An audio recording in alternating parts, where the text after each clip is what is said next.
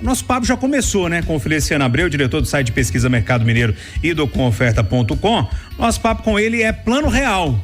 Olha só, nós relembramos hoje na Itatiaia, inclusive tem uma matéria muito legal para você que não viveu essa época, lá no itatiaia.com.br, é uma matéria, se não me falha a memória, do Rômulo Ávila, do Enzo e também da Nice Dias. Eles contam a trajetória, mas muito legal, muito legal. Eu me vi com 10 anos de idade, vendo o Plano Real nascer. Só que mais interessante ainda foi o que o Feliciano fez. Ele pegou produtos, né? Lá de 1994, quando iniciou o Plano Real, e comparou com os preços de agora. E aí ele destrinchou isso tudo. Eu tinha até separado, anotado aqui, você já falou, Feliciano, mas isso me chamou muita atenção.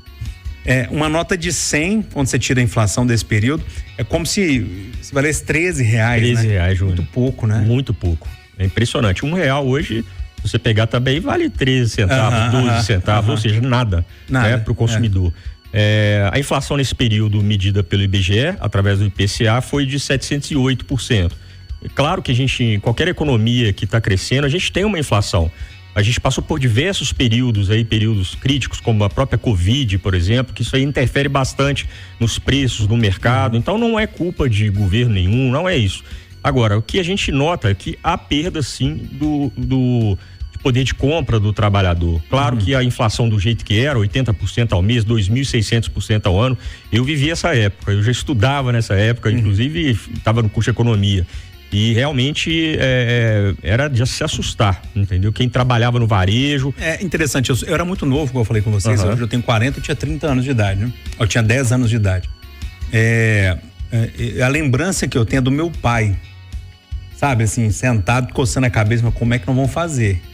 Porque era uma loucura, né? Você ia no supermercado, você escutava só as maquininhas, né? Clac, clac, clac, clac, remarcando preço. Mas tem um detalhe interessante, viu, Júnior? Eu acho que o brasileiro era mais economista naquela época do que atualmente. Porque ele precisava, por sobrevivência, a dona de casa precisava ter esses cálculos, tinha que correr, recebia o salário, tinha que correr para comprar o alimento no supermercado, que senão no final do dia ela não conseguia, e o que sobrava aplicava no overnight, que era para manter o dinheiro de uma certa forma ilusoriamente atualizado. Os mais novos como eu, Feliciano, o que é overnight? Overnight era uma aplicação, Júnior, que você recompunha a inflação do dia, né? Então, por exemplo, você meio que deixava o dinheiro dormir no banco. Dormir no banco, exatamente. Então, na verdade, é aquela coisa, né? É até difícil explicar para uma geração nova o que é isso. Eu costumo dizer que, por ter 30 anos, a grande questão dessa pesquisa é chamar a atenção de não deixar voltar a inflação. Porque nós, consumidores, nós temos uma certa responsabilidade por isso. A partir do momento que você não pesquisa preço, que você compra, né, em qualquer lugar, que você faz dívidas. Então, isso aí é importante, sim, a gente saber que inflação é a pior coisa que tem para a economia e para a população, principalmente de baixa renda. O próprio salário mínimo, Júnior, que a gente estava falando aí, que ele teve um aumento de 2.079%, ele mostra que para o trabalhador assalariado foi bom. Claro que a gente entende a dificuldade hoje na hora que ele vai no supermercado. Agora, por exemplo, você lembra que na época R$1 chegou a custar um dólar, né? A referência era 1 para 1. Uma época até no início chegou 84 centavos do dólar. R$1, ou seja, valeu mais do que o real. Eu até brinquei com você no cafezinho ali. Se botar $1 hoje e falar que é o mesmo preço de R$1, você corre no dólar. Eu pego o dólar. Eu também. Então, assim, você pega o dólar também, Graziana? Pego na hora. Não tem jeito. Isso mostra que naquela época a gente privilegiou o real, e hoje mostra que a gente não acredita tanto no real assim. Se voltar um plano amanhã falando que é um cruzeiro, por exemplo, novo, que vale $1, a gente vai optar pelo dólar, porque dá uma segurança maior. Então a moeda vem perdendo essa credibilidade com o tempo, isso é muito ruim. Né? Quer ver? Olha, vou dar um exemplo. Quanto que custava o gás lá em 1994, Feliciano? Um botijão de gás de 13 quilos, Júnior, custava R$5,38. 5,38. Hoje custa mais de 100, né? R$112, o preço médio aqui em Belo Horizonte. Esse preço médio é de Belo Horizonte também. Isso dá um aumento de 1.982%. O que mais você tem aí? Você quer que fala? Eu até tenho. Vai. Pode falar. Olha só, gasolina. Vou falar da gasolina. Vamos lá, gasolina. É muito legal. 53 centavos. Você encheu o tanque com R$23. O sonho, hein? R$23. Não é? R$23. Hoje com menos de 300 você não enche R$6, exatamente, R$6 virou R$300 um tanque cheio pelo preço médio. Né? Isso dá um aumento de 1.032%. O próprio álcool, que era 42 centavos também, passou para R$4,18, que é o preço atual, dá um aumento de 895%. Outro que chama muita atenção é o pãozinho francês, que na época era 50 gramas. O pãozinho, ele era 8 centavos o preço médio nas padarias. Era unidade. Antigamente era unidade. 50 gramas. Então o que a gente fez? A gente pega o quilo do pão atual, da nossa pesquisa do site Mercado Mineiro, e pega 5%. Fazer a equivalência. Então, por exemplo, que era 8 centavos, passou hoje para R$1,06. R$1,06. Dá um aumento de 1.225%. Quer ver? A carne também. A carne foi um vilão também. Olha só, a carne bovina, o A100, que é um corte, eu não gosto de falar que é de segunda, mas é um corte, um dos mais baratos, que era R$2,50, Júnior. Atualmente é R$28,85, um aumento de 1.054%. A própria chã de dentro, que era R$3,56, atualmente é R$40,44, um aumento de 1.036%. Quer ver uma coisa também que foi símbolo do real? O frango. O frango resfriado, o quilo, que na época o frango resfriado era R$1,04, tanto que era aquela história de R$1 o preço do quilo do frango, né? R$1,04, atualmente o frango resfriado está R$10,95. Então aí teve um aumento de 953%. Eu sei que a distância é muito longa, né? 30 anos, aquela coisa toda, mas pra gente que viveu, passou muito rápido. Olha aqui, a sensação que eu tenho é essa mesmo, que foi ontem, né? O Ademar lá de Itaúna, ele é maravilhoso, ele falou que tinha um bar na época, tinha um boteco. Falou que a garrafa de Brahma era R$1. Dava pra beber bastante. Hoje não dá mais, não. Eu não sei qual que eu preferia. Se era a Brahma R$1 ou a gasolina da 50 centavos. Ele falou que eu lembro da gasolina 51 centavos. Ele tá comentando aqui, em 1995. Enfim, mudou muito, né, Feliciano? Mudou muito, Agora o Feliciano falou uma coisa que antigamente as pessoas economizavam mais, tinha mais a cultura de economizar, né? Por tudo que viviam, por toda a instabilidade econômica da época. E hoje não. Mas hoje a gente tem uma ferramenta que facilita muito na economia, que é a internet, né? Exato. Com a internet a gente consegue pesquisar com muito mais facilidade, sem sair de casa, e optar pelo mais barato. E ainda assim, hoje em dia, as pessoas não são tão econômicas, não tem tanto essa cultura da economia quanto tinham há 30 anos. Educação financeira deixou um pouco de lado, né? Porque acaba que essa certa estabilidade faz com que as pessoas deixem de lado esse valor do dinheiro, né? E acomodam. E esse é que é o problema, essa é que é a grande questão, da gente estar sempre atento a esses aumentos de preço, perda de um tamanho do produto, que vem caindo também, né? Aquela questão que a gente fala aqui sempre. Então isso aí é muito importante, né?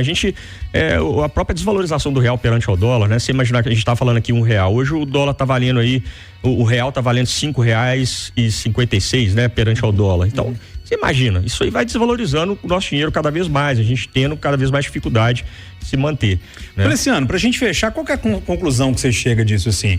O real deu certo? Deu certo. Deu certo pelo objetivo dele, que era frear a inflação. Frear a hiperinflação, né? O dragão da inflação, né? Ele deu certo. Agora a gente tem que fazer ajustes, né? Isso faz parte da evolução, a gente tem que fazer ajustes.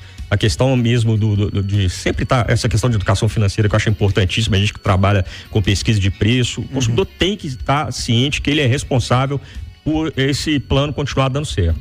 Deu curiosidade agora aqui, você falou que era um estudante de economia na época, né? Era. Como é que se debatia isso na escola de economia? Na verdade, a grande verdade é que os professores de economia falavam que a economia não tem futuro. Os meus professores. Ninguém acreditava na economia do país. Tanto que em um certo momento eu mudei para o curso de administração de empresas por causa disso, que eu fui empreender, né? Minha família é de empreendedor, você sabe. E meu pai é economista, então eu fiz essa opção porque era uma... E outra, o economista era motivo de piada.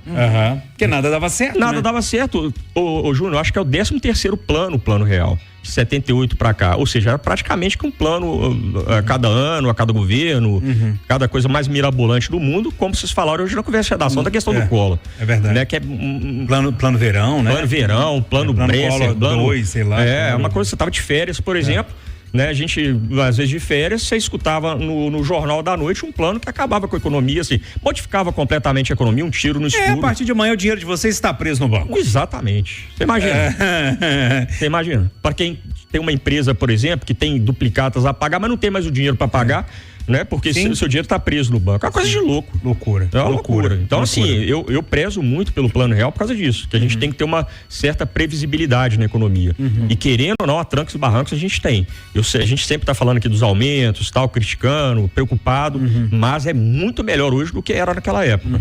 Era muito bom para quem tinha muito dinheiro, que aplicava muito dinheiro e recebia muito dinheiro, né? Muitos juros. Só um pequeno detalhe que era interessante, o pessoal, por exemplo, atacadista, eles compravam a prazo, Júnior, e aplicavam dinheiro porque eles se vendiam à vista praticamente. Então eles ganhavam mais na aplicação do que vendendo produto. Loucura, né? Não é? Loucura. Gente, eu vivi essa época, assim, ainda meio sem entender o que estava acontecendo no mundo, né? Assim, meio perdido ainda, criança, mas eu lembro de ver meus pais, o desespero dos meus pais. Eu lembro quando o Collor resolveu confiscar o dinheiro. Como é que chamava a mulher lá? Era Zélia Cardoso. Gente, tinha um banco lá em Passatempo, acho que tinha pra todo lado, mas lá em Passatempo tinha esse banco, era Minas Caixa, né? E era um banco do governo, não era? Do governo estadual, né? Minas Caixa. E eu lembro da fila, a gente na fila, assim, eu com a minha mãe na fila, porque tentando tirar algum dinheirinho que o Collor tinha confiscado, né? O Eduardo sempre conta essa história, hoje de manhã ele estava contando que o pai dele praticamente morreu, infartou, porque tristeza, o dinheiro ficou preso Quantos lá. não morreram? Muita gente, ele vendeu um terreninho que ele tinha, um carro que ele tinha, colocou no banco, né?